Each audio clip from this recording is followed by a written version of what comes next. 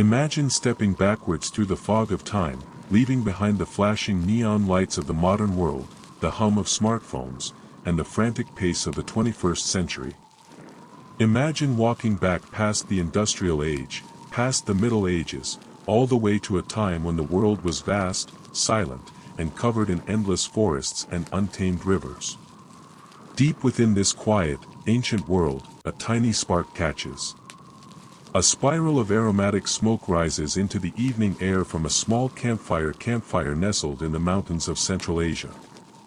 Long before anyone ever rolled a joint, built a glass pipe, or branded a modern dispensary, a human being knelt by a wild green plant, lit it on fire, and breathed in.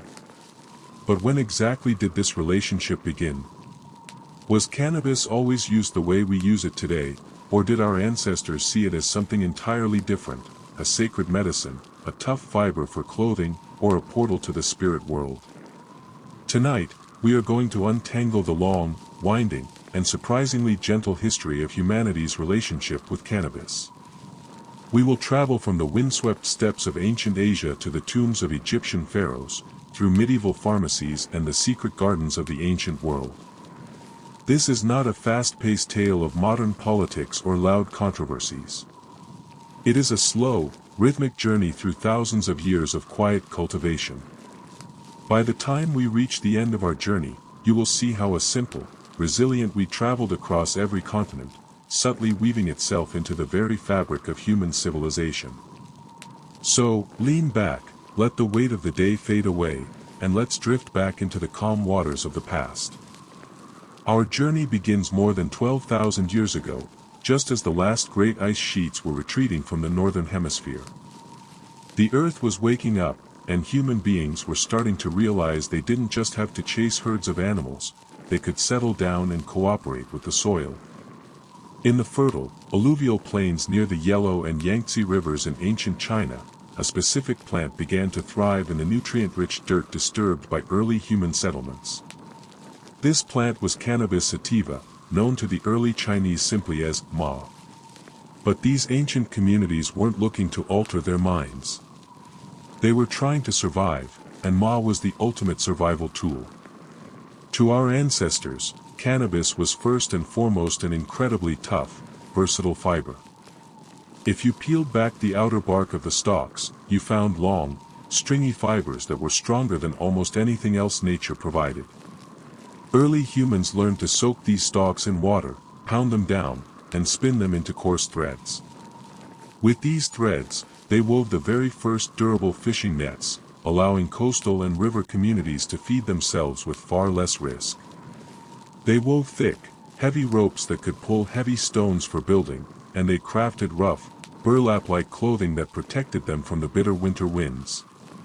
In fact, cannabis fiber was so fundamental to early Chinese civilization that it became one of the 5 grains essential for life. The ancient Chinese used every single part of the plant. They harvested the tiny, nut-like seeds, which were packed with oils and proteins, grinding them into porridge or pressing them for oil during times of famine. For thousands of years, cannabis wasn't a taboo or a luxury, it was a humble, hard-working companion to the daily struggle of human existence. It kept people warm, it kept them fed, and it held their boats together. It was a completely practical relationship, built on utility and respect for a plant that grew rapidly and demanded almost nothing in return. As the centuries slowly drifted by, humans began to look closer at this plant. They noticed that it didn't just provide fiber and food, it had properties that could alter how the human body felt. By the time we reached the year 2700 before the Common Era, we encounter the legendary Emperor Shennong, who is widely regarded as the father of Chinese medicine. Shennong was said to have tested hundreds of wild herbs on himself to discover their healing powers, documenting his findings in the world's earliest pharmacopoeia. Within these ancient medical texts, cannabis transitioned from a simple textile to a revered medicine. The ancient healers realized that when the resinous tops of the female plants were prepared correctly, they possessed a unique power to quiet pain. They prescribed cannabis teas and infusions to soothe the agonizing aches of rheumatism, to calm upset stomachs, and to ease the tremors of nervous disorders. It was viewed as a balancing herb, something that could restore the yin, or the calm, receptive energy of the body, when it was overwhelmed by the fiery, disruptive energy of yang. Meanwhile, further to the west, along the vast, wind-swept grasslands of Central Asia, nomadic tribes known as the Scythians were discovering a more communal, spiritual side to the plant. The Scythians were fierce, horse-riding nomads who lived under the wide-open sky. They didn't build permanent cities or write massive textbooks, but their customs were captured by the Greek historian Herodotus. He described a unique ritual that took place inside small, woolen tents. The Scythians would gather together after a long journey or during a funeral wake. They would bring inside a small, portable bronze brazier filled with glowing red coals, and they would carefully place handfuls of wild cannabis flowers directly onto the heat. As the tent filled with thick, sweet-smelling smoke, the nomads would breathe deeply, sitting together in the enclosed warmth. Herodotus wrote that the smoke made them shout for joy, laughing and weeping together as the tension of their harsh, wandering lives melted away in the dark. For the Scythians, this wasn't an act of rebellion, it was a sacred cleansing ritual, a way to honor the dead and bind the living together through shared breath and quiet reflection under the stars. If we follow the ancient trade routes south, climbing over the rugged, snow-capped peaks of the Hindu Kush mountains, we drop down into the rich, sun-drenched valleys of India. Here, cannabis found a home unlike anywhere else in the world, a place where it was not just tolerated, but actively woven into the highest echelons of spiritual life.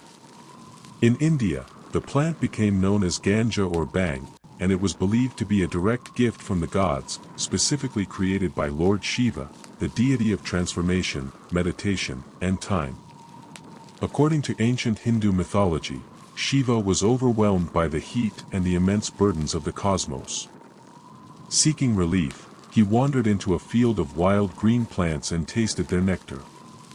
Instantly refreshed and filled with profound peace, Shiva adopted the plant as his favorite food, earning him the title of the Lord of Bhang.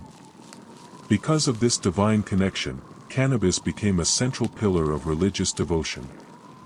Millions of pilgrims and wandering holy men, known as sadhus, began using cannabis as an aid to deep meditation. They found that it helped quiet the ceaseless chatter of the analytical mind, allowing them to sit still for hours or days at a time, focusing entirely on the infinite. But it wasn't just for ascetics living in caves. Bhang became a deeply embedded cultural tradition for everyday people, celebrated during vibrant seasonal festivals like Holi, the Festival of Colors. People would grind cannabis leaves into a smooth paste using heavy stones, mixing it with milk, sugar, almonds, and sweet spices like cardamom and saffron. Drinking this cold, creamy beverage was a way to wash away social anxieties, forgive old arguments, and welcome the arrival of spring with an open, joyful heart. The relationship here was entirely open and harmonious. Cannabis was treated with a sense of reverence, viewed as a gentle tool to elevate the spirit, heal the weary body, and bring a touch of the divine down to the earth. As empires rose and fell, the knowledge of this green plant began to travel along the maritime and desert highways of the ancient world. It made its way into the bustling ports of the Mediterranean, where the Greeks and Romans watched it with a mixture of curiosity and practical appreciation. The Romans, ever the master engineers, recognized the supreme value of cannabis for their massive naval fleets. Just like the ancient Chinese thousands of years before them, the Roman Empire needed ropes, sails, and nets that could withstand the corrosive, salty waters of the open ocean. They grew vast quantities of hemp in the fertile fields of modern-day Italy and France, processing it on an industrial scale to fuel their conquests. But the medical mind of the Mediterranean was also taking note. In the 1st century of the Common Era, a Greek physician named Dioscorides traveled with the Roman armies, collecting botanical knowledge from every corner of the known world. In his masterwork, De Materia Medica, he dedicated a page to cannabis, noting that its juice was exceptionally effective for relieving severe earaches and suppressing inflammation.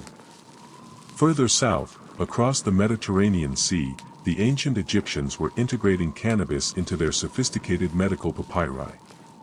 Archaeologists have discovered references to a plant called shemshamed in texts dating back to the 2nd millennium before the Common Era. Egyptian women used topical applications of the plant to ease the pains of childbirth, while others used it to treat glaucoma and reduce swelling within the body. When the great pharaoh Ramesses II was buried deep within his royal tomb, his embalmers ensured that microscopic traces of cannabis pollen were placed alongside him, guaranteeing that he would have access to its protective, soothing qualities in the eternal afterlife. The plant had become a silent, trusted staple of global medicine, present in the toolkits of physicians from Rome to Alexandria. As the ancient world transitioned into the golden age of Islamic civilization, cannabis entered a new chapter of its history, particularly through a concentrated resinous preparation known as hashish.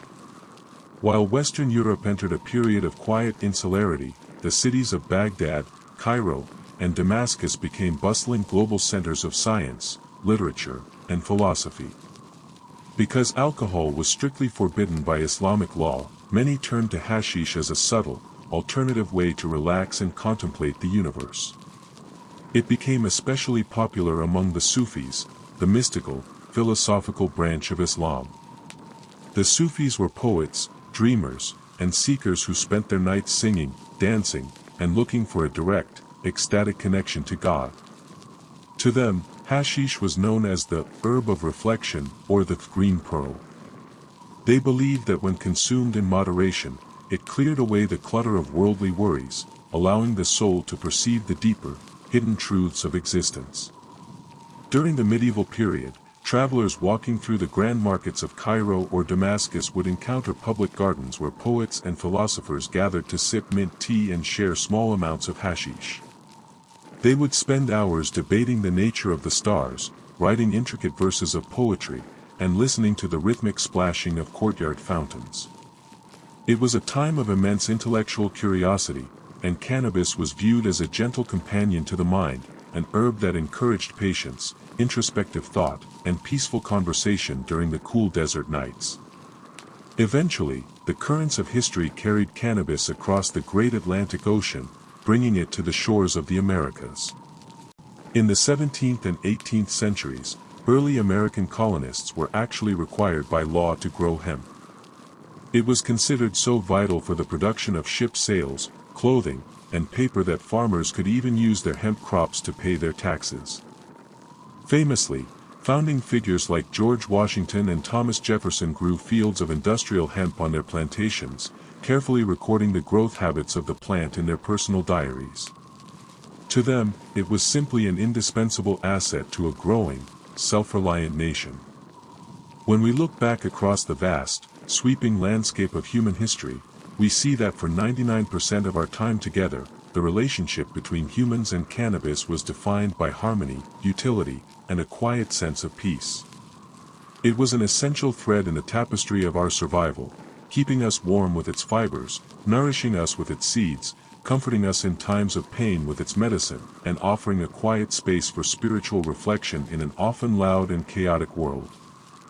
The anxieties and restrictions of the modern era are just a tiny, recent blip on a timeline that stretches back thousands of years into the ancient mist.